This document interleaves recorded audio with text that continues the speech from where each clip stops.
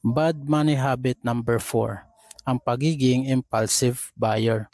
Sa panahon natin ngayon, normal na ang ideya ng mag-consume ng higit pa sa kung magkano ang kailangan natin. Yes! Kahit sa ang social media tayo pumunta, ay merong magti-trigger sa atin na bumili ng kahit anong produkto. Yes! Isa sa powerful trick ng mga advertisement ay pinaparamdam nila sa atin na maraming kulang at problema ang ating buhay.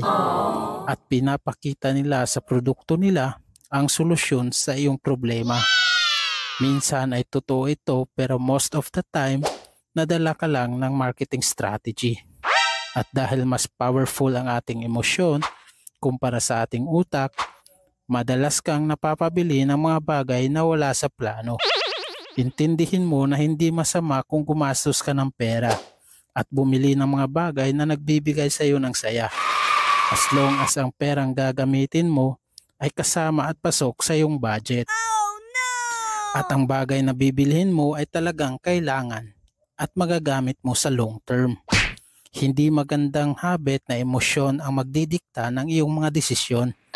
Dahil ang mangyayari ay hindi mo maa-appreciate ang mga bagay na meron ka ngayon.